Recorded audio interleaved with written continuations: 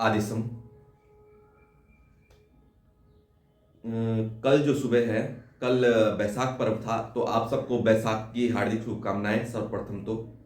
और नव्य चेतना के लिए, और क्योंकि चैत्र के महीने के बाद नव्य चेत मतलब चैत्र इसीलिए है कि यहाँ से एक नया जीवन, एक नया चक्र, एक नए जीवन का चक्र अर्थात नए ऋतु का, नए मौसम का, नए साल का चक्र जो शुरू होता है वो हमारे चैत्र महीने से होता है।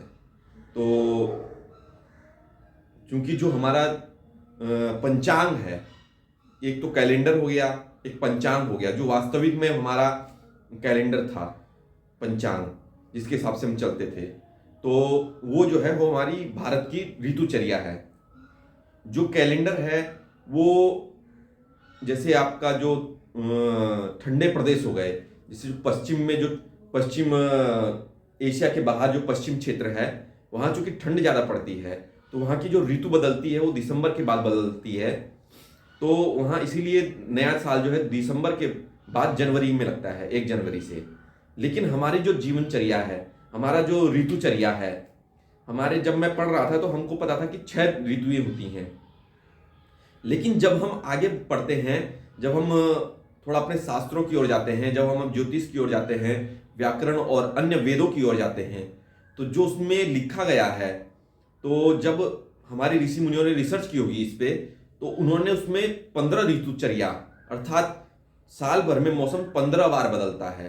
अर्थात जैसे कहते हैं ना कि 5 तत्व से शरीर बना है, लेकिन जब हम बात करते हैं शरीर की, तो ये एक सम्मिलित, मतलब जिसको हम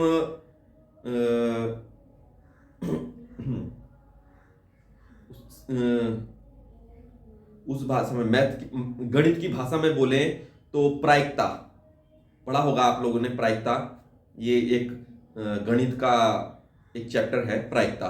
तो प्रायिकता के हिसाब से होता है, जैसे शरीर 5 का बना है, 5 का बना है तो 5 गुणा 4 गुणा 3 गुणा 2 गुणा 1, मतलब 5 चौकू 20, 20 तियां 60, और 60 दूनी 120 गुणा 1 बराबर 120। तो हमारा जो शरीर है उसमें 120 तत्व हैं, एलिमेंट जिसको बोलते हैं। लेकिन ये 5 का स्क्वायर है, 5 पचे 25, ये 25 तरीके से, मतलब ये सम्मिलित होने में इसको 120 तरीके से सम्मिलित हुआ है। आप जब हमारी आवर्त सारणी देखेंगे, जिसमें केमिस्ट्री में आवर्त सारणी है, तो उसमें भी लगभग 120 121 के लगभग ही, मतलब इसी समथिंग में जो हमारे अंदर जितने भी तत्व हैं वो 120 के लगभग हैं, जो आवश्यक तत्व हैं। तो वो सब जो है हमारे पंचभूतों से, क्योंकि ये बना है, तो पंचभूतों के सम्मिलित से ही, कि थोड़ा ज़्यादा थोड़ा कम, थोड़ा मिला करके, थोड़ा ये थोड़ा वो करके, इस प्रकार 120 प्रायिकता के हिसाब, प्रायिकता करके, अर्थात 120 तरीके से हमारा शरीर बना है। वैसे ये ऋतु भी हैं। तो जो ये ऋतुएं हैं, बैसाख पर्व है, तो जैसे आपका पंजाब का जो क्षेत्र है वो थोड़ा हमारी जो अक्षांश और देशांतर रेखाएं हैं इससे थोड़ा हट करके है। जब हम इधर अक्षांश और देशांतर रेखाओं में जाते हैं, तो जो मध्य का भारत है, यहाँ पे ऋतु बदलती हैं चैत्र महीने में। किंतु जब हम थोड़ा अक्षांश रेखा से हट के जाते हैं, जब हम पूर्वोत्तर भाग में जाते हैं, पंजाब की तरफ जाते हैं, तो जो वहाँ का मौसम है वो बैसाख में बदलता है, क्योंकि समय और परिस्थिति और कारण के हिसाब से बदलता रहता है मौसम भी, मनुष्य भी, उसका स्वभाव भी, क्योंकि वहाँ के जो वातावरण है, वहाँ का जो क्षेत्र है, वहाँ की जो रेखाएं हैं, अक्षांश और देशांतर रेखाएं हैं, समय है, वहाँ पे जो सूर्य का प्रकाश है, जो पृथ्वी की धुरी पे अपना जो अक्ष पे धुरी है घूम रहा है, किस कोण पे है वहाँ पे, तो ये सब मायने रखते हैं। ये हमारे जो वैदिक गणित है, जो हमारी सांख्यिकी थी, उस चीज में ये पढ़ाया जाता है। जो हमारे ज्योतिष हैं, खगोल विज्ञान है, प्राचीन समय में खगोल विज्ञान आम इंसान को भी पता था, वो खगोलविद था, आयुर्वेदिक था, घर घर में आयुर्वेद हर कोई जानता था, क्योंकि हमारी जीवन पद्धतियां थी। इसको जीवन जीने की कला कहते हैं, कि हर कोई हवन करता था तो उसको पता होता था कि कैसे इस हवन कुंड का निर्माण करते हैं। हर कोई जब भी कोई चीज होती थी, जैसे आयुर्वेद से संबंध, किसी को तबीयत खराब है, कौन सी आवश्यक सामग्री है, उसको ला करके पिसा करके क्या कैसे देना है क्या नहीं। आज यदि हम कोई दवाई देते हैं और उसमें तुलसी की दवाई है वो, तो हम नाम से ही डर जाते हैं कि पता नहीं कौन सी दवाई है, जबकि वो होती हमारे आसपास की जड़ी बूटियां ही हैं। जैसे तुलसी का अर्क हो गया, तो हम सामान्य भाषा में तुलसी का अर्क काढ़ा बोलते हैं, लेकिन उसमें अगर कोई अंग्रेजी में नाम लिखा है तो हम कहते हैं ये बहुत वैसी दवाई है, जबकि हमें पता है कि ये तुलसी का अर्क है, लेकिन बस नाम के हिसाब से हमें पता नहीं होता है, उसके अंदर हम सोचते हैं कि कोई वैसी दवाई है। तो हमारे सामान्य जीवन मतलब कि हम अपने जीवन में अगर दवाई को इस्तेमाल करते हैं आयुर्वेद की, तो वो हमारे आसपास की ही जड़ी बूटियां हमें मिलती हैं, बस हमें पता नहीं है। और जब हम अन्य अंग्रेजी दवाइयों का प्रयोग करते हैं, तो उसमें तो आप जानते ही होंगे कि भैंस की हड्डी, मतलब कि जानवरों की हड्डी, गाय भैंस बकरी सूअर, मतलब जो भी पशु है जिसपे वो परीक्षण करते हैं, उस परीक्षण किए हुए सफल जानवर की हड्डियों से बना जो चूरमा होता है, उसको दवाई के माध्यम से हमको पिलाते हैं, जो शरीर के लिए तो आवश्यक तो नहीं है, किंतु जो शरीर की रोग प्रतिरोधक क्षमता को तो थोड़ा बढ़ा देता है, लेकिन उससे ज़्यादा नुकसान भी करता है। इसलिए इफेक्ट के साथ साइड इफेक्ट भी दवाइयाँ देनी पड़ती हैं साइड इफेक्ट के लिए, कि भाई साइड इफेक्ट ना हो, इसके लिए दवाइयाँ देनी पड़ती हैं। जबकि हमारे आयुर्वेद में ऐसा नहीं है। यदि आप तुलसी का काढ़ा रोज पीते हैं तो उससे कोई इफेक्ट नहीं, साइड इफेक्ट नहीं होगा, बल्कि आपकी इम्यूनिटी बढ़ेगी। कोरोना काल में देख लीजिए आप, दवाइयों का प्रयोग किस हालत तक हुआ था, और उसके बाद हमारे काढ़े ने क्या चमत्कार किया, हमारी योग परंपरा। तो यदि आप हिंदुस्तानी हैं, भारतीय अपने आप को कहते हैं, तो आपको इस दिशा में जाना पड़ेगा। तो आपको आयुर्वेद की ओर जाना पड़ेगा, अपने भारतीय संस्कृति सभ्यता की ओर। संस्कृति सभ्यता का मतलब ये नहीं है कि पहनावा पहन लिया आपने, मैं तो टी शर्ट और पजामे में हूँ, ये यहाँ की संस्कृति नहीं है, लेकिन आवश्यकता के अनुसार यहाँ पे पहनना पड़ता है।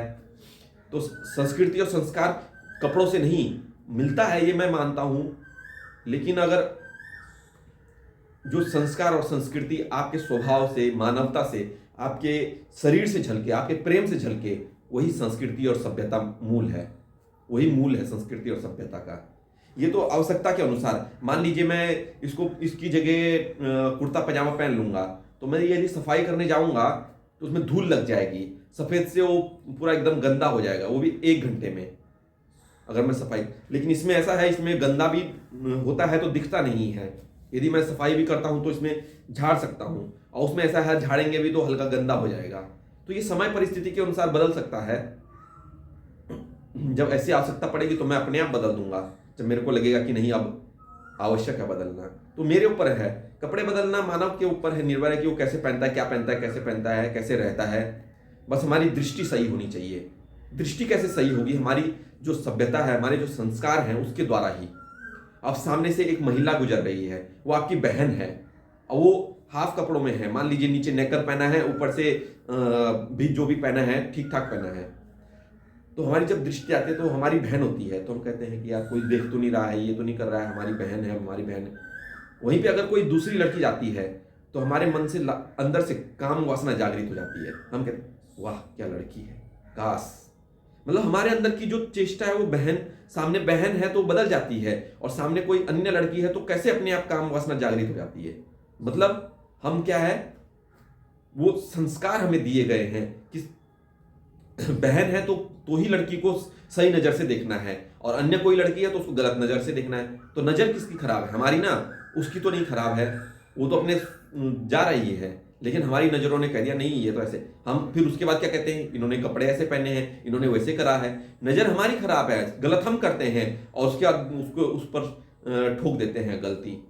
अभी मैं एक वेब सीरीज देख रहा था, अहिली, तो साउथ की वेब सीरीज है, उसमें बहुत हमको सीखने को मिलता है। साउथ की जितनी भी मूवी होती हैं, वेब सीरीज होती हैं, कि वहाँ समाज कैसे परिवर्तन हुआ, ये शिक्षा के उस पे बेस पे है, लेकिन बहुत कुछ संस्कार सीखने को मिले कि कैसे महिलाएं लड़ती हैं, कैसे उनके यदि किसी के नज़रिए को बदलना है तो उसके लिए क्या क्या करना पड़ेगा, क्या क्या करा था उन्होंने, या उन्होंने कैसे संघर्ष किया कि शिक्षा के क्षेत्र में आगे आने के लिए महिलाओं ने।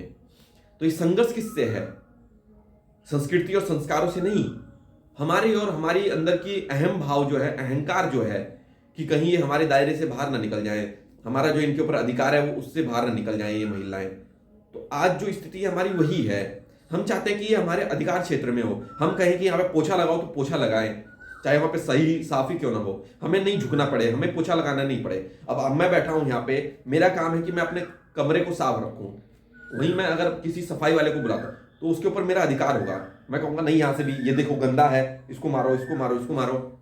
लेकिन वहीं अगर मैं करूँ तो मैं एक बार में ही कर दूंगा, फिर उसका हो सकता है मैं अगले दिन करूँ। लेकिन अगर सफाई वाला है, नहीं अभी भी करो, 1 घंटे बाद तुरंत करो, इसको साफ करो ढंग से। तो मतलब क्या है, अहंकार, अधिकार हो। तो यही अधिकार जो है हमारे संस्कारों को निपटा रहा है, हमारी सभ्यता को मार रहा है। सभ्यता और संस्कृति मानव का एक अंग होना चाहिए, अपंग नहीं। वो अपंगता को प्रदर्शित नहीं करना चाहिए। यदि सामने कोई महिला जा रही हो, कैसे भी कपड़े पहने हो, नग्नी अवस्था में क्यों ना हो, हमें ऐसे भाव रखना चाहिए कि माता स्वरूप है, देवी स्वरूप है। मैं ये नहीं कह रहा हूं कि आपकी जो पत्नी है उसको भी देवी या माता मानिए, हम ये कह रहे हैं वो तो है आपकी पत्नी, लेकिन उसके अतिरिक्त कोई भी स्त्री है। अब आपको क्या पता कि सामने हमारी पत्नी जा रही है, क्या जा रही है? जब तक नहीं पत्नी नहीं है तब तक, या मंगेतर नहीं है तब तक उसको देवी के स्वरूप में मानिए। अब सुफनका थी, वो भी देवी के रूप, मतलब अपने आप को बदल करके राम भगवान के पास आई। तो राम भगवान ने उनको जो जानते थे वो राक्षसनी है, लेकिन फिर भी उनको देवी का सम्मान दिया, उनको कहा देवी जी। तो अपने आप चरित्र बदल गया उसका, उसको स्वभाव से ही कि इसने मेरे को देवी कहा। लेकिन उसके बाद फिर अहंकार जाग गया, क्योंकि वो इतने अच्छे थे, इतने सुंदर थे भगवान राम, इतना अच्छा चरित्र था उनका।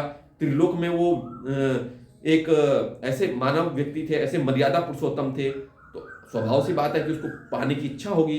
हर कोई राम जैसा बनना चाहता है, हर कोई चाहता है कि मेरा नाम हो, मेरा नाम। लेकिन उसके लिए करना पड़ेगा ना कुछ, उसके लिए आपको उतना संघर्ष करना पड़ेगा, उतनी आपके अंदर योग्यता होनी चाहिए, उतने संस्कार होने चाहिए। वो कैसे आएंगे?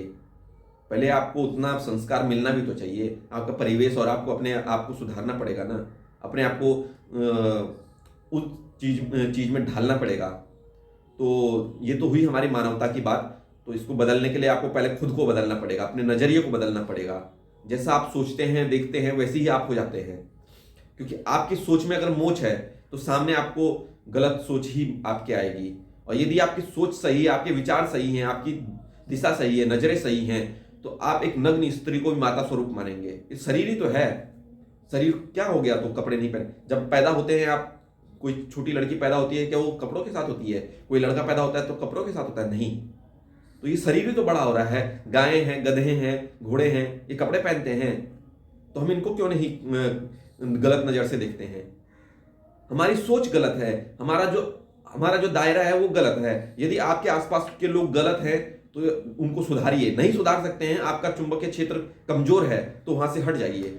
उनसे बिल्कुल कह दीजिए कि नहीं, मैं आपके साथ नहीं रहूंगा, चाहे कोई भी हो। आपके माता पिता भी अगर गलत कर रहे हैं, गलत हैं, तो उन छोड़ दीजिए परिवार भी, क्योंकि महत्व तो आपकी विचार का, आपकी विचारधारा का है, आपकी सोच का है। आप पैदा तो हुए हैं उस घर में, लेकिन अगर विचारधारा नहीं मिल रही है तो बिल्कुल छोड़ दीजिए। महात्मा बुद्ध ने यही किया था, महावीर स्वामी जैन ने यही किया था, गोरक्षनाथ जी ने भी यही किया था, भगवान राम ने भी यही किया था कि जब विचारधारा नहीं मिली, थोड़ा हो गया तो घर त्याग दिया। भगवान श्री कृष्ण ने तो क्या त्यागा था, लेकिन उनको वो झेलना पड़ा था। लेकिन उनको भी बाद में द्वारिका, जब मथुरा नगरी त्यागे थे वो, तो मथुरा क्यों त्यागे वो? इसीलिए कि वहाँ के जो आसपास के लोग थे उनसे उनके क्षेत्र वालों की विचारधारा नहीं मिल रही थी, वो आक्रमण करते जा रहे थे। इधर से आपका जरासंध था, उधर से कोई और था, उसके जो मित्रगण थे, तो सब कर रहे थे। तो उन्होंने कहा कि ये स्थान ही त्यागना सही है। तो उन्होंने कहा कि ऐसा स्थान बनाएंगे जहाँ पे हमारे सब मित्र हों, हमारी ही विचारधारा के हों, हमारी सोच के हों। तो इसे संस्कार कहते हैं। संस्कार का अर्थ है स्वतंत्र हो जाना, वो प्रेम भावना जगाना, जो सामने मानव यदि कोई भी हो उसके प्रेम करना। काम वासना का प्रेम नहीं होता है। प्रेम में त्याग होती है, तपस्या होता है, सेवा होती है, उसे प्रेम कहते हैं। यदि आपके सामने कोई स्त्री है, आप उससे प्रेम करते हैं बहुत, लेकिन खुदा न खास्ता यदि कोई ऐसा घड़ी आ गई कि वो आपके मित्र से प्रेम करती है, तो आप उस चीज को ये नहीं करेंगे कि भाई वो आपसे प्रेम नहीं करती है, लेकिन आपके मित्र से करती है और आप उससे करते हैं। तो प्रेम आप केवल तब तक, असली अगर प्रेम करते हैं आप, तो उसका त्याग कर देंगे। उसके सुख के लिए, उसके आनंद के लिए, उसके सुख के लिए आप अपना उस विचार का त्याग कर देंगे कि नहीं, ये ठीक है जो भी है।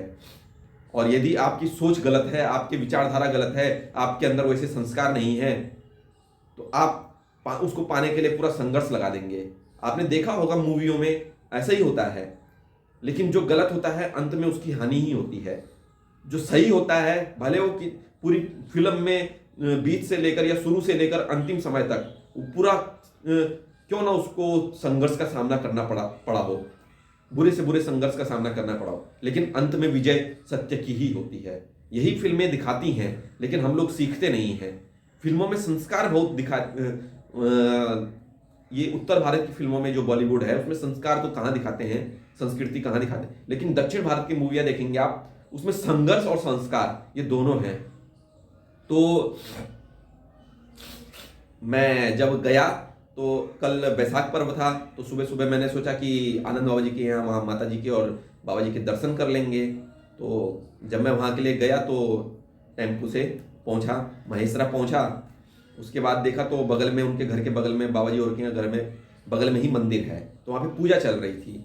तो मैंने सोचा माता जी और यहीं पे होंगे, तो मैं भी उधर चले गया।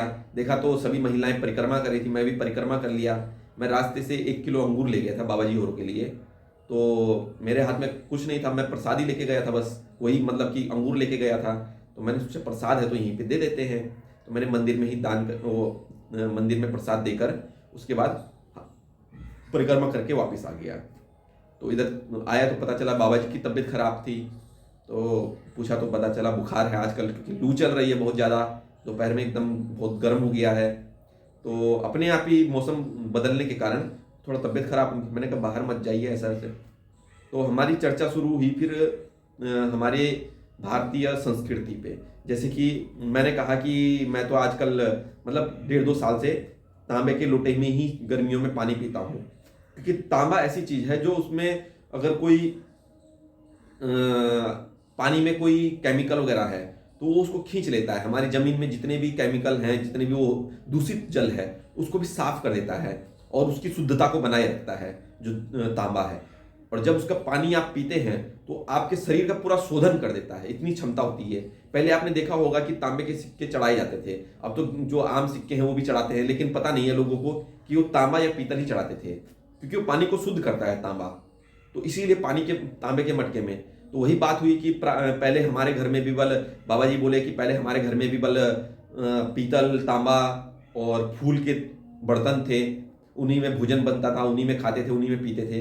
लेकिन जैसे ही अंग्रेज लोग आए, इन्होंने देखा कि सबके घर में फूल के बर्तन है, अरे वाह, तो उन्होंने स्टील के बर्तन, क्योंकि वो अब कोई भी चीज़ नीचे गिरती है तो इतना मतलब शुद्ध तरीके से नहीं बनाया गया था उस समय।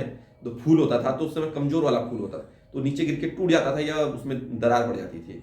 तो लोगों ने स्टेनलेस स्टील को सोचा कि ये नीचे गिरने के बाद भी टूटता नहीं है, भले वो हो जाए, पिचक जाए वगैरह। तो कुछ मूंगफली या ऐसी कुछ चीज़ देकर या कोई वस्त्र देकर जो विदेशी थे उनको दे करके और पीतल, तांबा और ऐसी बहुमूल्य वस्तुएं हमसे लेकर हमको स्टील और कांच थमा देते थे। तो वही उस समय हुआ। तो धीरे धीरे करके लोग देने लग गए इस मकाहट में, जगमगाहट की उसमें हम चकाचौंध में खो गए और अपना सब कुछ न्योछावर कर दिया। तो हमने कहा बाबा जी ऐसे कीजिए। हम जब मैंने कहा बनारस गए थे तो सतुआ बाबा जी के यहाँ हम देखे, वहाँ पीतल के बर्तन में भोजन बना था। मैंने कहा वो भोजन, वैसा भोजन मैंने आज तक कभी नहीं किया, वो जो स्वादिष्ट भोजन था वहाँ पे। उसके बाद फिर बात हुई कि हम जब धनतेरस के विषय में, तो मैंने कहा ये धनतेरस की जो परंपरा है वो इसीलिए बनाई गई है कि हम वापस जो है वही बर्तन दोबारा खरीदें बाजार से, क्योंकि जब हम अपने पास धन रखते हैं तो कल करेंसी बंद हो गई या कोई ऐसी आपदा आ गई कि करेंसी की मूल्य, जैसे जर्मनी में हुआ था कि एक एक बोरा पैसों का दे करके एक एक पाव मिलता था। तो नोट का क्या है, वो तो कभी भी, लेकिन जो हमारे बर्तन है, जो हमारी ये खनिज तत्व हैं, जैसे सोना हो गया, चांदी हो गया, पीतल हो गया, तांबा हो गया, कांसा हो गया, तो ये सब जो फूल वगैरह ये सब, तो ये जब हमारे यहाँ रहेंगे बर्तन तो इनका मूल्य बढ़ता रहेगा। वो चीज़ें जो सीमित मात्रा में हैं उनको जब आप संजो कर रखते हैं तो उनकी मूल्य दिन प्रतिदिन बढ़ता रहता है। लेकिन जो अत्यधिक मात्रा में हो जाते हैं, जैसे आपका कोई भी चीज़ है, जैसे पैसा हो गया, कार वगैरह, ये सब तो घटती रहेंगे, जो कल 1 करोड़ की मिलती थी, वो आपको आने वाले समय में 2-4 साल में 50 लाख की भी मिल जाएगी, या 30 लाख की भी मिल जाएगी। तो ये चूंकि जो जिस चीज़ में हम वृद्धि कर सकते हैं, जो हमारे हाथ में है वृद्धि करना, उसके रेट घटते रहते हैं। लेकिन जो प्राकृतिक संसाधन हैं उनके रेट दिन प्रतिदिन, जैसे भूमि देख लीजिए, अभी आप सड़क में जाएंगे, सड़क के किनारे तो 10,000 स्क्वायर फीट है। थोड़ा आप बाजार के क्षेत्र में जाएंगे, वहाँ पे 50,000 स्क्वायर फीट होगा। आने वाले समय में वहाँ 1 लाख भी हो सकता है, 1.5 लाख भी हो सकता है स्क्वायर फीट। तो ये सब, क्योंकि ये भूमि वगैरह ये सब सीमित मात्रा में है, तो हमें इन चीज़ों का प्रयोग करना चाहिए। तो स्वास्थ्य के लिए भी ये हमारे आयुर्वेद में कहा गया है कि पीतल के और फूल के बर्तनों में भोजन बनाना चाहिए, तांबे के बर्तन में पानी रखना चाहिए, और ऐसी ऐसी प्राकृतिक औषधियाँ हैं जिनका प्रयोग अपने जीवन में करना चाहिए, जैसे हल्दी हो गया, काली मिर्च हो गया, सौंठ हो गया, ये सब मतलब कि ये सब हमारे जीवन में एक औषधि का काम करते हैं। ये औषधियाँ ही हैं आयुर्वेद में। तो उसके बाद फिर इस पर चर्चा हुई, काफ़ी चर्चा हुई काफ़ी देर तक। उसके बाद हमने कहा बाबा जी थोड़ा स्वास्थ्य के भी ध्यान रखिए और अपने आयुर्वेद की ओर बढ़िए, क्योंकि हम भारतीय तभी हैं जब हम भारत की संस्कृति सभ्यता, और संस्कृति सभ्यता का मतलब ये नहीं है पहनावा कि भगवा पहन लिया तो हम भारतीय हो गए, नहीं। हम कॉलगेट करते हैं। तो हुआ ये कि मैं देख रहा था आयुर्वेद, तो उसमें लिखा था कॉलगेट देसी कंपनी है, लेकिन उसमें एक कोई सल्फेट या कोई ऐसा केमिकल है जो जिसको अगर हमने निगल लिया तो मतलब कि वो आदमी की मृत्यु तक हो सकती है। विदेशों में 7 साल के बच्चे तक कॉलगेट वगैरह ये सब बैन है वहाँ पे। हाँ, जो डाबर का है यहाँ का, जो औषधि 18 औषधियों से बना हुआ पाउडर है आपका, दंत मंजन है, उसको आप कर सकते हैं, उसका कोई हानि नहीं है। लेकिन जो विदेशी कंपनियों का बने हुए टूथपेस्ट हैं, इनके अंदर जो केमिकल है जो दांत को साफ करता है, जो गंदगी को हटाता है, वो ये सोच लीजिए जब इस गंदगी को हटा सकता है, क्षरण कर सकता है आपके दांतों के आगे का हिस्से का या दांतों का, और जो उसमें झाग बनाता है जो केमिकल, उसको अगर आप खा लेंगे, और एक तो बहुत महंगा भी है, हम घी नहीं खा पाते हैं 500 रुपये किलो वाला, और 400-500 रुपये किलो वाला हम टूथपेस्ट लेते हैं, बल्कि अब तो महंगा हो गया है बहुत, 150 रुपये का एक पाव भर का मिलता है, तो मतलब 600 रुपये किलो, 700 रुपये किलो टूथपेस्ट है, और उसको हम थूक देते हैं। तो वही चीज़ हम कहना चाह रहे हैं कि उससे बढ़िया हम, फिर मैंने जब ये देखा आयुर्वेद में पढ़ा, तो उसके बाद उसमें एक चीज़ गई थी कि आपके पास दैतून नहीं है आपके आसपास, या आम के पेड़ का दैतून नहीं है, या 10-12 प्रकार के दैतून होते हैं, हर महीने के लिए एक निश्चित है। तो बबूल है, आम है, अमरूद है, नीम है, ये सब दैतून, जामुन है, ये सब दैतून आपके पास आसपास नहीं है पेड़ ये। तो एक काम कीजिए, हल्दी लीजिए, उसमें हल्का सा कड़ू तेल लीजिए और हल्का सा काला नमक लीजिए, और या नमक कोई सा भी ले सकते हैं। अब इसे काला नमक और सेंधा नमक खाएंगे तो ये आयुर्वेद में भी उचित दिया गया है और स्वास्थ्य के लिए भी बहुत लाभदायक है। और उसको करके उसके बाद भले ब्रश से लगा करके देखिए उसको। मेरे दांत देखिए, पहले थोड़ा थोड़ा पीला होता था इसमें अगल बगल में कहीं, लेकिन अब इतना चमक दे रहे हैं, मतलब चमक भी, और अब तो बहुत सही हो गए हैं। और ये उससे ज़्यादा सफाई करता है, उससे ज़्यादा नेचुरल है, और उससे ज़्यादा बेहतर है ये जो आपके कॉलगेट वगैरह हैं। तो मैंने शुरू कर दिया ये सब। अब चूंकि तांबे के अब हमारे यहाँ कार्यक्रम है, तो मैंने सोचा हर कमरे में जो है, भले तांबे का बर्तन बहुत महंगा है, तो एक काम हो सकता है कि स्टील के बर्तन में पानी रख दिया गया, थोड़े बड़े बर्तन में, और जग पीतल का लेके आ गए, ताकि उसमें पानी अगर रखें तो मतलब शाम का पानी सुबह पिए तो फायदेमंद हो। तो उसके लिए छोटा 2 लीटर का, 1 लीटर का जो है वो रख सकते हैं। तो उसके लिए तांबे का जग हो गया, और स्टील के बर्तन में पानी। नहीं तो प्लास्टिक में पानी रखते हैं तो जैसे रखेंगे हम, तो वो भी नुकसानदायक है, लेकिन फ़ायदा नहीं करता है स्वास्थ्य के लिए, तो नुकसानदायक भी नहीं है, लेकिन कोई वो नहीं है। लेकिन जो चीज़ फायदेमंद है, जैसे मैं तो तांबे का ही बर्तन का प्रयोग करता हूँ। थोड़ा गंदा हो गया है भले, लेकिन अंदर से बहुत शुद्ध पानी है। तो 2-2 लोटे रखे हैं मैंने। तो मैं खुद आयुर्वेद की ओर बढ़ रहा हूँ, आपको भी बढ़ना चाहिए। तो वही फिर मैं वहाँ से जब आ रहा था, तो मैंने रास्ते में देखा कल अम्बेडकर जी की भी जयंती थी। यदि वो दृश्य आज अम्बेडकर जी स्वर्ग से देख रहे होंगे, तो अपने सिर पे माथा पटक रहे होंगे, बोल रहे होंगे कि जो मैंने संविधान बनाया, जो मैंने लोगों के लिए आरक्षण और ये सब किया, ये क्यों किया। हम कहते हैं कि वो गरीब हैं, गरीब हैं, गरीब हैं, गरीब हैं। मैं आ रहा था ना, तो लगभग नहीं भी तो मेरे को महेसरा से लेकर मंदिर तक कम से कम नहीं भी तो 10-12 स्थानों पर डीजे लगे हुए दिखे। अब वो डीजे और पंडाल लगे हुए दिखे। एक डीजे और पंडाल के उसके लिए कम से कम नहीं भी तो 25 से 30 हजार रुपये खर्च हुए होंगे। तो 30,000 के हिसाब से आप 10 पंडाल लगा लीजिए, 3 लाख रुपए।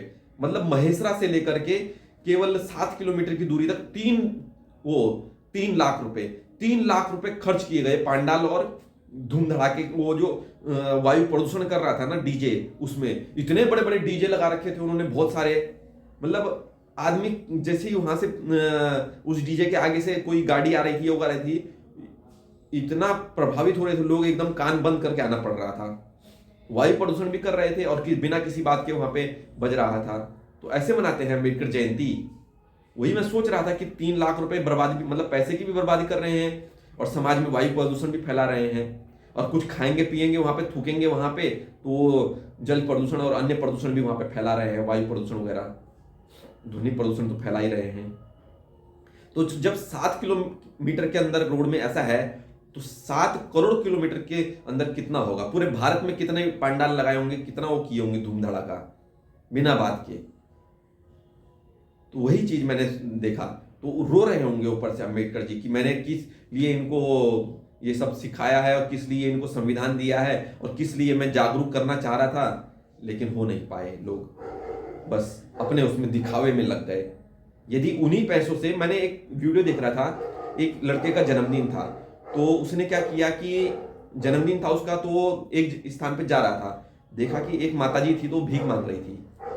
उसने उनको उठाया, अपनी गाड़ी में बिठाया, तुरंत पहले कपड़े की दुकान में ले गया, पहले भोजन की दुकान में ले गया, भोजन कराया, भोजन रखवाया, फिर कपड़े की दुकान में ले गया, कपड़े कपड़े उनको दिलाए, बच्चों के लिए दिलाए, फिर उनके घर में गए। घर में ले गए तो घर में स्थिति थोड़ा बेकार थी, तो घर सही करवाया। उसके बाद वो बाजार ले गए, बाजार में सामान खरीदा जो ठेले पे बेचते हैं, जैसे टमाटर हो गया, प्याज हो गया, सब्जी हो गई, वो सब खरीदवाई। उसके बाद जो भी उनके लिए आवश्यक था सब खरीदवाया, और उसके बाद बिठा करके उनको उनके घर पे लाए और उनके द्वारा ठेला खुलवाया गया, ताकि ये सब्जी बेच करके आगे इनको भीख ना मांगनी पड़े।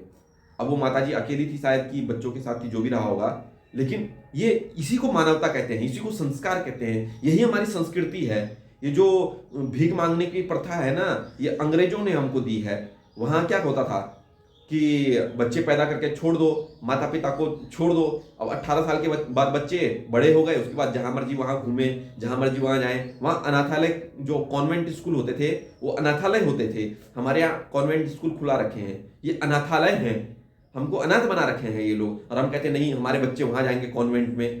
पैदा होने से पहले ही नाम लिखवा देते हैं कि भाई ये कॉन्वेंट में 1.5 लाख रुपए फीस है सालाना, बिल्कुल कोई दिक्कत नहीं है, और कॉन्वेंट स्कूल में पढ़ा रहे हैं। क्या फायदा उस पढ़ाने का, जब उनको करना वही है जो एक बिना पढ़ा हुआ व्यक्ति करता है। अब एक बड़ा आदमी है जो व्यवसायी वाला है, उसको आप उसके बच्चे, वो अपने बच्चे को कॉन्वेंट में पढ़ा रहा है, उसके बाद पढ़ाने के बाद उसने सब कुछ कर दिया। पता चला कि जब बूढ़ा हुआ आदमी, उसने अपनी जायदाद अपने बेटे के नाम की, बेटे ने जायदाद ले ली, उसके बाद हड़प लिया और माता पिता को बाहर कर दिया। तो ऐसे संस्कारों का क्या करना है? मैं भी देख रहा था कि एक आईएएस अधिकारी हैं, उन्होंने क्या किया कि अपने माता पिता बूढ़े हो गए, उनको धक्का मार के बाहर निकाल दिया, उन्होंने फांसी लगा दी और लिख दिया कि बताइए हमने अपने बेटे को आईएएस बनाया, किस लिए बनाया? किस लिए हम बड़े बड़े अधिकारी बनाते हैं, किस लिए बड़े बड़े वो बनाते हैं हम लोगों को? हम बड़ा बहुत मतलब शिक्षा दे करके उनको आजकल के उसमें पद तो बहुत बड़ा बड़ा दिलवा देते हैं अपने बच्चों को सब कुछ करके, लेकिन संस्कार नहीं दे पाते हैं, या उनको उस लायक नहीं है वो। तो क्यों हम ये इन पे खर्च कर रहे हैं? उससे बढ़िया अपने लिए बचा के रखें कि वृद्धावस्था में काम आए, या फिर वो अपने नाम पे रखें कि भाई जब तक हमारी सेवा नहीं करोगे हमारे अंतिम समय तक, तब तक ये हमारे पास ही रहेगा, नहीं तो हम ऐसे व्यक्ति को दे देंगे जो हमारी सेवा करे अंतिम समय तक। तो किस लिए कमा रहे हैं हम? इसीलिए ना कि हमारे बच्चे हमारे बुढ़ापे में सहारा बने, इसीलिए तो हम पैदा करते हैं। और जब ऐसे होंगे कि बड़े बड़े आईएएस अधिकारी, जिसको बोलते हैं, कितना पढ़ा लिखा है आईएएस अधिकारी बताइए, पूरा जिले को संभालता है, पूरे देश को चलाता है एक सचिव बन करके। जब उसके घर की स्थिति ऐसी है तो क्या देश को चलाएगा, क्या जिले को चलाएगा? तो वही मैं कहना चाह रहा हूं कि जब उनकी सोच नहीं बदलेगी, जब हम अपने माता पिता को अनाथालय में छोड़ देंगे, ऐसी बाहर फेंक देंगे, तो भीख ही तो मांगनी पड़ेगी ना। तो उस लड़के ने कितना मतलब अच्छा काम किया, भले उसके 20,000, 50,000, 100, 1 लाख ही क्यों ना लगे हों, लेकिन उसने एक व्यक्ति को बेरोजगार तो दिया, एक व्यक्ति को आत्मनिर्भर तो बनाया।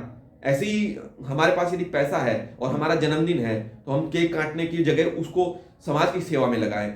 जिस दिन हर व्यक्ति ऐसा करने लग जाएगा उस दिन हमारे यहाँ कोई गरीबी नहीं रहेगी, कोई गरीबी अमीर नहीं रहेगा।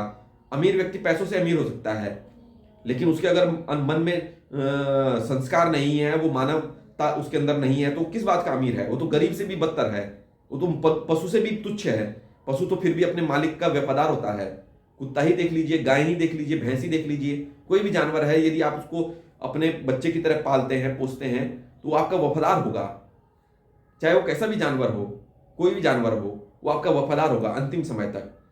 उससे बड़े तो पशु पाल दें अपने बेटों से, बेटा पैदा करने से बढ़िया पशु पाले हम। तो वही चीज मैं कहना चाह रहा हूं, मानवता का मतलब ये नहीं है डीजे लगा करके तुम दिखाओ कि भाई हम अंबेडकर के समर्थक हैं, हम अंबेडकर के साथ हैं, ये है। उनको दिखाना है तो समाज की ओर बढ़िए ना, समाज में अच्छा काम कीजिए। वही 30,000 रुपए का जो पंडाल लगाया था, डीजे लगाया था लोगों को कान फोड़ने के लिए, उसकी जगह उसका आम जनमानस में जो बेरोजगार व्यक्ति है, जो उस लायक नहीं है कि जो अपनी मदद कर अपने उसको ऊपर उठा सके, जो गरीब है, निचले तबके के लोग हैं, जो गरीब बच्चे हैं, जो विद्यालय नहीं जा पाते हैं, उन पे खर्च कीजिए। उनको आप नहीं तो भंडारा करवाइए एक दिन कि हर व्यक्ति को भोजन करवाइए। जब वो पेट भरेगा उसका तो अपने आप आशीर्वाद देगा कि हमें सुखी रहो, ये रहो, वो रहो, आनंद में रहो, तो वो लगेगा आपको। वो संस्कार कहते हैं, वो मानवता कहते हैं।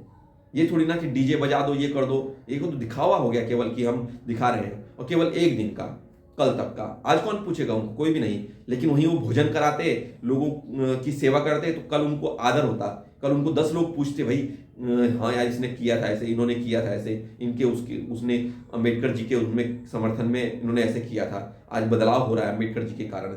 लेकिन इससे क्या बदलाव हो रहा है? कान फोड़ रहे हैं, प्रदूषण फैला रहे हैं, इससे क्या बदलाव हो रहा है? कोई बदलाव नहीं। तो वही मैं यही कहना चाहता हूं कि बदलाव करना है तो अच्छे काम कीजिए। एक दिन के लिए नहीं वो पता चलना चाहिए कि एक ही दिन में हुआ था, हो गया बस। उसका जो आप काम करते हैं उसका जो है वो बहुत दिनों तक असर पड़ता है।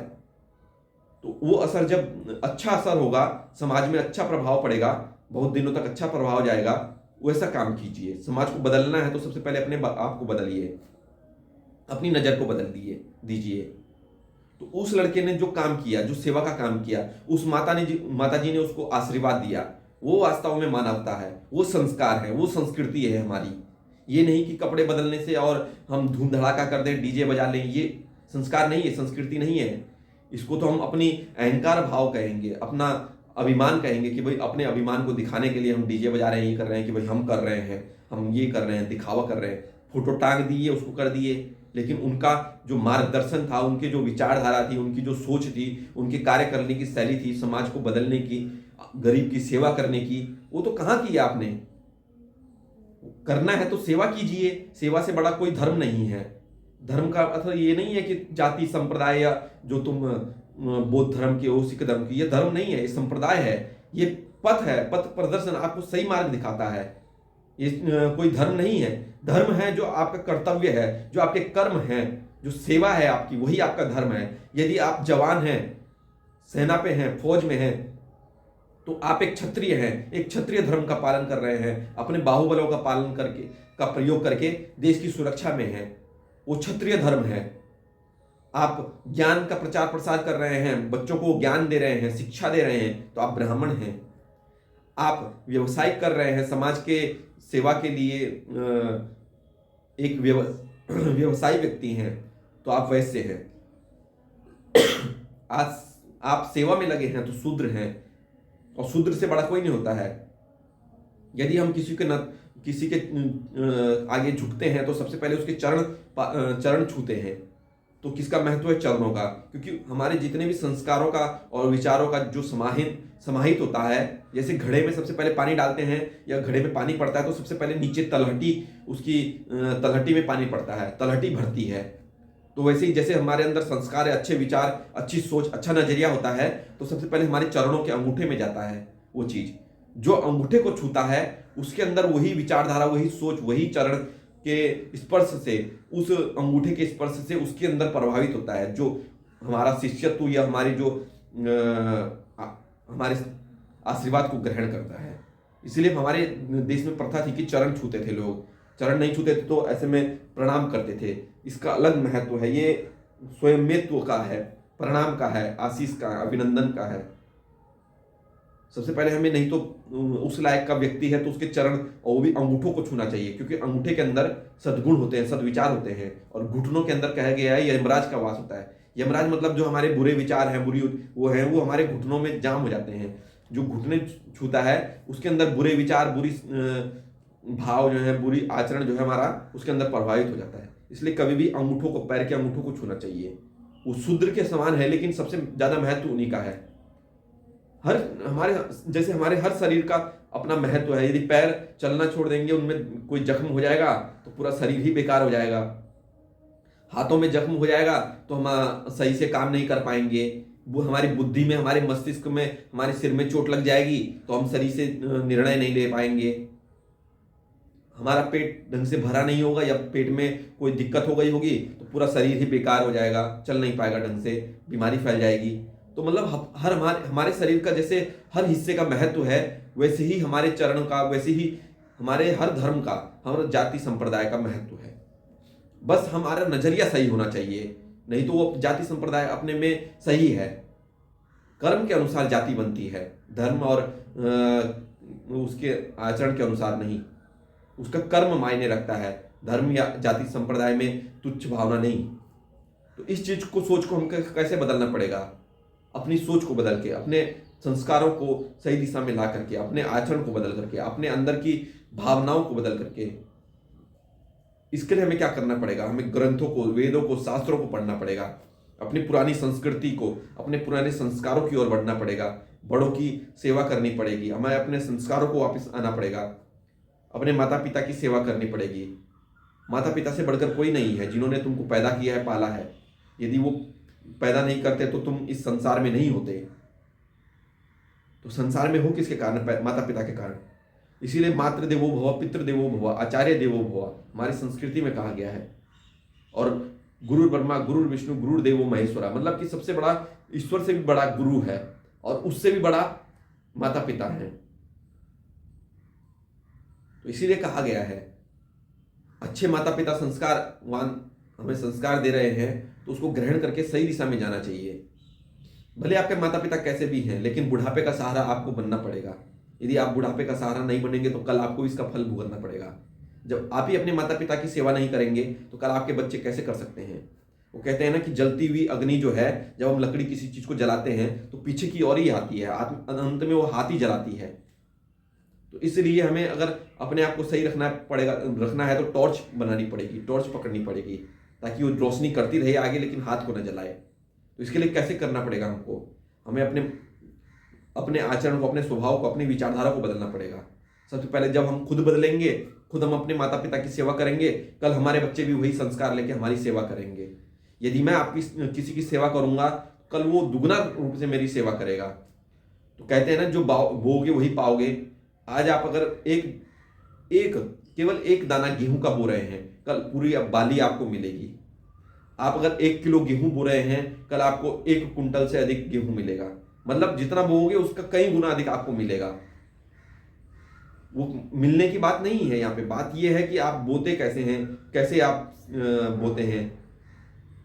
वहीं आप अगर चना बो रहे हैं, भिगोया हुआ या भुना हुआ चना बो रहे हैं, तो उसका कोई फायदा नहीं है, क्योंकि वो भुन चुका है, उस पर अंकुरित नहीं होगा। इसलिए सही बीज सही तरीके से बोना, और उसके लिए उपजाऊ भूमि भी होनी चाहिए ना।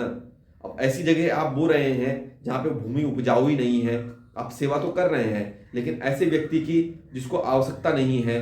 अब जैसे मैंने देखा कि बड़े बड़े व्यक्ति हैं, हम जब मान लीजिए हम गए किसी अधिकारी के यहाँ गए, उसकी सेवा की, आवश्यक है उसको भी सेवा कीजिए, लेकिन हम एक छोटे व्यक्ति के पास जाते हैं या छोटे व्यक्ति से मिलते हैं, किसी भी गरीब व्यक्ति से, तो हम उसके पास कुछ ले जाते नहीं है, क्योंकि हम सोचते हैं हम अमीर हैं, वो हमारी आवभगत करेगा। हम नहीं करेंगे, वो करेगा हमारी आवभगत, क्योंकि हम अमीर हैं, हम अधिकारी हैं। लेकिन वहीं अगर हम उसकी आवभगत करें, एक गरीब के पास जा रहे हैं तो लेके जाएं 2 किलो 4 किलो फल लेके जाएं, कुछ मेवा लेके जाएं, कुछ मिष्ठान लेके जाएं, उससे वो प्रभावित होगा।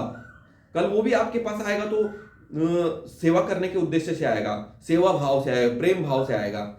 हम किसी बड़े अधिकारी के पास जा रहे हैं, अपने से बड़े अधिकारी के पास, मान लीजिए मैं एसडीएम हूँ और मैं डीएम क्या जा रहा हूँ, मैं बड़े बड़े उसमें फल ले जाऊंगा, ये ले जाऊंगा, वो ले जाऊंगा। मतलब बड़े व्यक्ति जो अमीर व्यक्ति हैं या जिससे हमें स्वार्थ जुड़ा है, उसके पास हम लेके जा रहे हैं बहुत कुछ। लेकिन जिससे स्वार्थ नहीं जुड़ा है, जिससे प्रेम जुड़ा है, जुड़ना है, अमीर जो गरीब व्यक्ति है उसके घर में जा रहे हैं या उसके पास जा रहे हैं या किसी भी प्रकार से वो उसको मिल रहे हैं, तो हो गया, बस हो गया, बस हाँ ठीक है ठीक है ठीक है। कोई प्रेम नहीं। यदि आप प्रेम बांटोगे, जो बांटोगे वही मिलेगा, दुगने रूप से, तिगुने रूप से, 10 गुना रूप से मिलेगा आपको। ये मत सोचिए कि हमको मिलेगा नहीं मिलेगा, कोई दिक्कत, लेकिन आप उसकी सेवा कीजिए। तन से नहीं कर सकते, मन से कीजिए, मन से नहीं कर सकते धन से कीजिए, लेकिन सेवा कीजिए। जिस दिन हमारे देश में सेवा भाव आ गया, सेवा से व्यक्ति जुड़ गया, उस दिन पूरा भ्रष्टाचार मिट जाएगा, उस दिन हमारा देश बदल जाएगा, उस दिन हमारा देश समृद्ध हो जाएगा। वही स्वर्ण काल जो था हमारा देश का, राम राज्य आ जाएगा, जब जिस दिन सेवा भाव से जुड़ जाएगा। सेवा भाव से जुड़ेगा कैसे? सबसे पहले अमीरों को गरीबों की ओर आना पड़ेगा, क्योंकि गरीब के पास क्या है देने के लिए? वो अपनी सेवा दे सकता है, लेकिन वो सेवा तो देता है। अब अमीर है, उसके कोई काम होता है तो कौन करता है? गरीब ही तो करता है। किसी की फैक्ट्री है तो उसमें काम कौन कर रहा है? गरीब कर रहा है। बहुत उसके प्रति जो काम कर रहा है उसके प्रति संवेदनशील हो जाइए। हाँ भाई, हाँ भाई, आपने रतन टाटा जी को देखा होगा, वो इतने महान क्यों हैं? इसी कारण से। आपने अन्य महान व्यक्तियों को देखा, मोदी जी को देख लीजिए, महाराज जी को देख लीजिए, इतने महान क्यों है? वो अमीर से भी उसी भाव में मिलते हैं जिस हिसाब से गरीब से। कोई अगर सफाई वाला है, वो कहते हैं हाँ ठीक हो, ये हो, वो हो, आओ तुम्हारे साथ, उनके साथ भोजन करते हैं, उनके साथ वो देखते हैं, पूछते हैं उनसे। अभी जो तुर्की में जो हादसा हुआ था, वहां जो सेना गई थी, एनडीआरएफ वाले गए थे, मोदी जी ने उनको बुलाया एकांत में, उनको उनसे मिले, कहे कि आपका कैसा रहा आपकी जर्नी, मतलब वहां की जो आपने वहां गए, वहां की व्यवस्था, वहां के हिसाब से आप कैसे था, वहां आपका जो मतलब कि उद्बोधन, मतलब आप जब वहां गए थे तो आपकी परिस्थिति के हिसाब से आपका कैसा मतलब सामंजस्य था, या जो भी रहा होगा उनका। तो वही चीज मैं कहना चाहता। तो उन्होंने उनसे पूछा, तो उनका भी अपने आप हौसला बढ़ा कि भाई हमारे देश के प्रधानमंत्री हमसे पूछ रहे हैं, हम आम इंसान हैं, हम मतलब कि एक समाज में एनडीआरएफ मतलब कि एक सामान्य व्यक्ति जिस हिसाब से है, तो एनडीआरएफ में एक नीचे तबके का व्यक्ति, एक सिपाही है, उससे एक प्रधानमंत्री मिल रहा है, भाई तुमने कैसा काम किया वहाँ, कैसे कैसे कैसे रहे तुम, कैसे गए, क्या हुआ वहाँ, कैसी वहाँ की परिस्थिति थी, कैसे रहा, लोगों के प्रति वहाँ का नजरिया क्या था तुम्हारा और उनका क्या था तुम्हारे प्रति। तो उनकी मन की जो भावनाएं थी वो उन्होंने अपने प्रधानमंत्री के सामने रखी, जो सर्वोच्च व्यक्ति है देश का, जो देश का सबसे बड़ा सेवक है, उसके सामने उसके मिले, वो गदगद हो गए कि आत्मग्लानि की हमारे साथ ऐसा हुआ वैसा हुआ। उन्होंने बताया, हुआ हमारा प्रधानमंत्री ऐसा सेवादार है जो हमसे पूछ रहा है, तो क्या हमको नहीं आगे आना चाहिए? जो बड़े बड़े अधिकारी हैं उनको नहीं करना चाहिए? उनको हौसला नहीं बढ़ाना चाहिए? बिल्कुल बढ़ाना चाहिए। जो अमीर व्यक्ति है उसको उनसे मिलना चाहिए, क्योंकि उनकी बदौलत तो चल रहे हैं वो। यदि गरीब व्यक्ति ना आए, काम करे, अपना काम खुद कर ले, अपने आत्मनिर्भर बन जाए, तो फैक्ट्री में कौन काम करेगा? फैक्ट्री में ताला लग जाएगा। फैक्ट्री में ताला लग जाएगा तो कल उनको कौन पूछेगा? वो भी गरीब से गरीब हो जाएंगे, फिर उनको भी ठेला चलाना पड़ेगा या दुकान खोलनी पड़ेगी। जो आपके सामने बड़े बड़े धीरू भाई अंबानी और ये सब मिलके, कोई भी व्यक्ति बड़ा बनता है तो मिलके बनता है। जैसे मैं अगर एक उंगली को काट दूं तो इस हाथ का जितना काम होता है या जितना प्रभाव है वो सब खत्म हो जाएगा। तो वैसे ही कोशिकाओं से मिलकर ये शरीर बना है और इन उंगलियों से मिलकर ये हाथ बने हैं। ये भुजाएं जो हैं ये इन उंगलियों से, इसमें जो हड्डियां हैं, मांसपेशियां हैं, तंतुएं हैं, इसमें जो अंगूठा है, अंगूठे में भी ये जो जोड़ है उनसे मिलकर बना है। तो वैसे ही हमारा समाज जो है गरीब, अमीर, मध्यम वर्गीय सबसे मिलकर बना है। हमको उठना है तो पूरे समाज को उठाना पड़ेगा। मैं ये नहीं कह रहा हूं उनको पैसे बांट के अमीर बना दिए, नहीं। कैसे? प्रेम भाव से, सेवा भाव से। यदि आपके सामने कोई गरीब है तो उससे भी उसी रूप में मिलना जिस रूप से वो मिलना चाहता है। प्रेम भाव से प्रेम दिखाइए। प्रेम कभी छोटा बड़ा नहीं होता है, प्रेम प्रेम होता है। जब जिस भाव में आप उससे मिलेंगे, अकड़ के मिलेंगे, तो वो भी आपका कोई आदर नहीं करेगा। वो भी सोचेगा क्या यार अमीर आदमी है इसलिए अकड़ रहा है, अकड़ता तो मुर्दा है। और जब आप उसके साथ झुक के मिलेंगे, उससे प्रेम भाव से मिलेंगे, उससे उसी रूप में मिलेंगे जिस रूप में वो चाहता है, प्रेम भाव में, वहां पे आप छोटा बड़ा नहीं करेंगे। यदि आप किसी के गरीब के यहाँ जा रहे हैं, रूखा सूखा मिला है, अचानक से मिल गया रूखा सूखा, तो वही खा के कहते हैं ना, रूखा सूखा खाए के ठंडा पानी पियो, तो उसी को खा के उसी में आनंद लीजिए। और कहीं पे गए हैं, अगर कोई गरीब अमीर के यहाँ गया है, वहां पे उसको 56 भोग मिला है, उसको खिला के देखिए, वो प्रेम से गदगद हो जाएगा कि हमारे मालिक ने किया है, इस व्यक्ति ने किया हमारे साथ ऐसा, गदगद हो जाएगा। आप उसको, अगर कोई गरीब किसी अमीर को जो है एक गिलास पानी भी पिला रहा है, उसमें संतुष्ट है, प्रेम भाव से पी रहा है, तो उसमें ही गदगद हो जाइए। बड़प्पन है ये, इसी को बड़प्पन कहते हैं, इसी को संस्कार कहते हैं, इसी को संस्कृति कहते हैं, इसी को प्रेम भावना कहते हैं, इसी को सेवा भाव कहते हैं। जब इस भाव से आप जुड़ेंगे तो प्रत्येक व्यक्ति आपसे जुड़ेगा। और जब आप निष्कपट भाव से, निस्वार्थ भाव से किसी व्यक्ति से जुड़ेंगे तो फिर समाज अपने आप बदल जाएगा। फिर मैं किसी व्यक्ति से मिला हूँ, प्रेम से मिला हूँ, और कल उसके पास मेरा कोई काम है, मैं सही हूँ या गलत भी हूँ, तो उससे मिला हूँ तो पहले ही कह देगा नहीं इसमें तुम्हारी ही गलती है, ये सब ऐसे। वो भले मेरा पक्ष लेकिन दूसरा व्यक्ति जब उससे प्रेम से जुड़ा है, और हर व्यक्ति एक दूसरे से प्रेम से जुड़ा हो, तो वो कहेगा नहीं ये गलत है, ये सही है, क्योंकि वहां पे निस्वार्थ भाव से जुड़ा है। लेकिन वो सही निर्णय लेगा, क्योंकि वो निस्वार्थ भाव से जुड़ा है, लेकिन कानून को सामने रख कर ले रहा है निर्णय। अगर वो देख रहा है कि सामने वाले का गलत है और इसका सही है, तो वो निर्णय सही करेगा कि भाई नहीं, इससे आपको भी नुकसान होगा, कि कल अब मेरे को भी नुकसान होगा अगर मैं गलत निर्णय लूंगा। तो अधिकारी जो है उससे जुड़ा है प्रेम से, मैं भी अधिकारी से प्रेम से जुड़ा हूं, तुम भी जुड़े हो, लेकिन वो प्रेम से जुड़ा है और वो भी जुड़ा है, तो कल मेरे ऊपर गाज गिरेगी मेरा अधिकारी जो करेगा। तो इसलिए सब गलत करने से डरेंगे, क्योंकि प्रेम भाव से जुड़े हैं। वहीं अगर वो पैसे से, स्वार्थ से जुड़े हैं, तो 10 लाख रुपए लिया, नहीं मैंने कर दूंगा, हो जाएगा, मैं अधिकारी को भी दे दूंगा 5 लाख, 2 लाख उसको, 3 लाख उसको दे दूंगा, 1 लाख मैं भी खा लूंगा, पैसे में हो गया, बंटवारा हो गया, ऊपर तक पैसा पहुंचा, सब संतुष्ट हैं। लेकिन जो बेचारा सही था वो पिस गया। पिसा कैसे? क्योंकि हमने पिसा उसको अपने स्वार्थ में। आज हमने 1 लाख रुपए लिए, कल 2 लाख रुपए लिए, 10 लाख रुपए हम भ्रष्टाचार में भ्रष्टाचार कर दिए। कल हमारी संतानें हुई, कोई अपंग है, कोई लंगड़ा है, कोई लूला है, कोई हुआ तो ठीक ठाक हुआ, लेकिन उसने कल पैसे हमारे जो थे हमने कमाए थे, जैसे रिटायर हुए उसने जो थी मौज मस्ती में सारे पैसे लुटा दिए। संस्कार अच्छे नहीं थे, कल मौज मस्ती में लुटा दिए और वो हम हो गए गरीब। संपत्ति कल पता चला कि हमारे ऊपर अपराध घोषित हुए, हम कि भाई इसने इतना भ्रष्टाचार किया, पकड़े गए, जेल में फंस गए। उसके बाद बाहर निकले तो वही लोगों के नजरिए में भी गिर गए, पैसों में भी गिर गए, और बेकार वैसे ही गिर गए। फिर किस बात के अधिकारी? कल जब वही होना है। और एक चपरासी का व्यक्ति था, वो ईमानदार था, कल उसका बेटा आईएएस अधिकारी बना, उसने और ईमानदारी से काम कर रहा है समाज में, तो वैसे व्यक्ति का नाम होगा ना। तो संस्कार दीजिए अपने बच्चों को, संस्कृति और प्रेम से रहिए। ये मत सोचिए कि आप गरीब हैं या अमीर हैं, प्रेम में ही परमात्मा है। प्रेम से रहिए, निस्वार्थ भाव से काम कीजिए, सेवा भाव से काम कीजिए। जिस दिन आपके अंदर ये आ जाएगा, तो आप कितने भी बढ़िया अधिकारी हैं, आपके बच्चे जो होंगे वो भी आपके ही रास्ते पर चलेंगे, क्योंकि आपके संस्कार वैसे हैं। वो भी निस्वार्थ भाव से काम करेंगे और आपसे बेहतर तरीके से करेंगे। आपने तो अभी सीखा है या सीख रहे हैं, या आपने किसी ने आपकी सोच बदली है, लेकिन उनको आपके द्वारा जो सोच मिली है वही सोच वो आगे लेके बढ़ेंगे। तो इसलिए अपनी नजरिए को, अपनी सोच को बदलिए, क्योंकि अपनी जब आप सोच बदल देंगे तो आपके बच्चे अपने आप ही संस्कारी बन जाएंगे। आपके बच्चे अपने आप ही आपसे प्रभावित होंगे, वो आपको ही ईश्वर मानेंगे, आपकी पूजा करेंगे कि मेरे पिताजी के कारण, मेरे माता जी के संस्कारों के कारण मैं आज यहाँ पे हूँ। आपकी बदौलत ही आपके बच्चे आगे बढ़ पाएंगे। कल जो आज उस आईएएस अधिकारी ने, उस आईपीएस अधिकारी ने अपने माता पिता के साथ करा, कल आपके बच्चे नहीं करेंगे आपके साथ, क्योंकि उनको अच्छे संस्कार मिले हैं जन्म से ही। वही चीज मैं कहना चाह रहा हूं, बदलना है तो अपने नजरिए को बदलिए, अपने काम को बदलिए। क्योंकि मैंने देखा है कि जो गलत करता है उसके साथ भी गलत होता है, और 10 गुना अधिक गलत होता है। यदि कोई अधिकारी है, यदि वो भ्रष्टाचार करता है, कल फंसता है, जेल में भी जाता है, उसके बाद उसके बच्चे भी उसी कलंक को लिए करके चलते हैं। यदि उसके पास करोड़ों रुपए भी संपत्ति है, तो उसके बेटे उसको गली का एक कुत्ता बना देते हैं, धोबी का। कैसे? सारे पैसे इधर उधर लुटा देते हैं। जब अच्छे संस्कार नहीं मिले हैं तो कहाँ जाएंगे?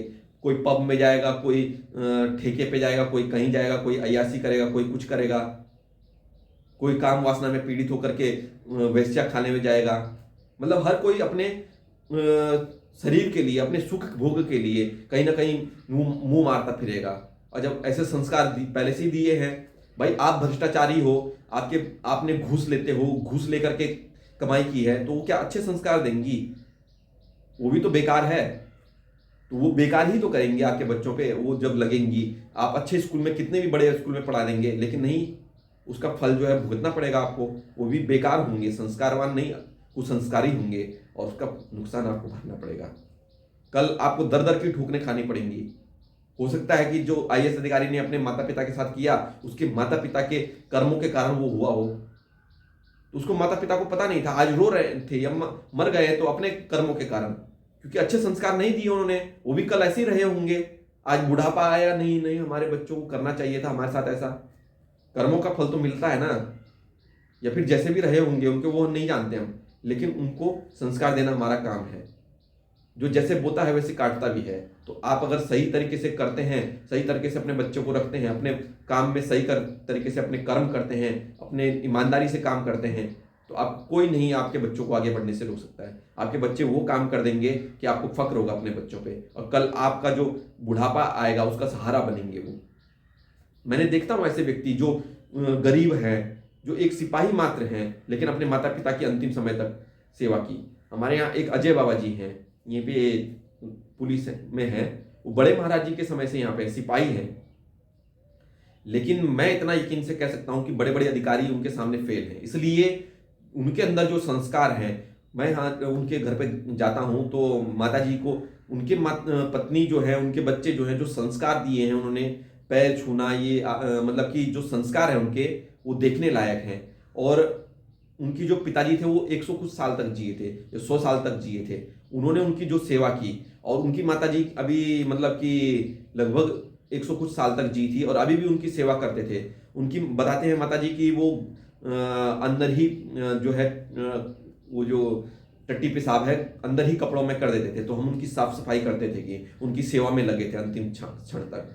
और अभी भी वो हैं, और उनकी सेवा अभी भी माताजी कर रही हैं।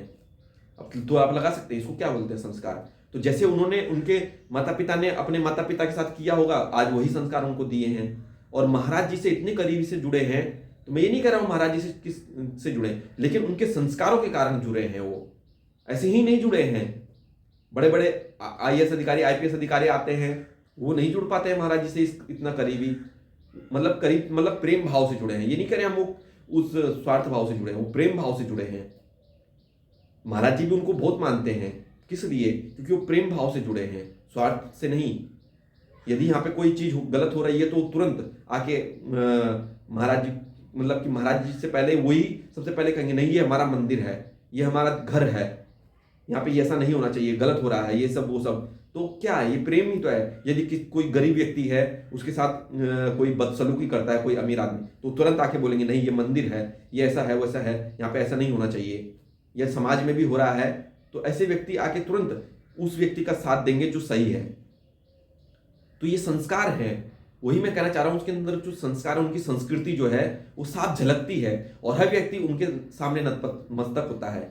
यहाँ तक कि एक एडीजी बाबा जी आते हैं, जो यहाँ पे एडीजी हैं, वो भी आने से पहले उनसे पूछते हैं, उनकी राय लेते हैं, उनसे पूछते हैं कि क्या होना चाहिए मंदिर में, कैसे बदलाव होगा, क्या नहीं होगा।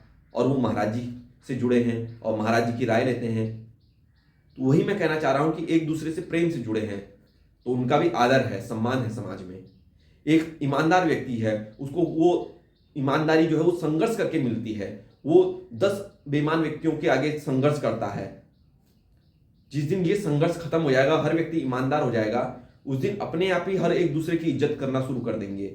उसके बाद अमीर क्या और गरीब क्या, हर व्यक्ति एक दूसरे की इज्जत करेगा। और जब इज्जत करेंगे तो प्रेम भाव आएगा, प्रेम भाव आएगा तो हर व्यक्ति एक दूसरे से जुड़ा होगा, और हर व्यक्ति एक दूसरे से जुड़ा होगा तो समाज जुड़ा होगा, समाज जुड़ा होगा तो राज्य जुड़ा होगा, राज्य जुड़ा होगा तो देश जुड़ा होगा, और जब देश जुड़ा होगा एक दूसरे से, प्रेम भावना से जुड़ा होगा, निस्वार्थ भाव से जुड़ा होगा, सेवा भाव से जुड़ा होगा, उस दिन हमारे देश को सोने की चिड़िया और समृद्धता और विश्व गुरु होने से कोई नहीं हटा सकता है। उस दिन हमारा देश विश्व गुरु अपने आप ही बन जाएगा। आज देखिए पूरा विश्व जो है देश की ओर नजर गिराए हुए है।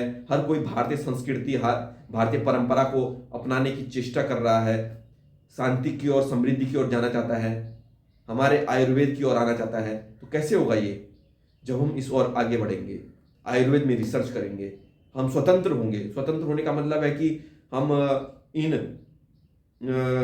ढोंगी सभ्यताओं में, मतलब जो हमको बांधती हैं, जो हमको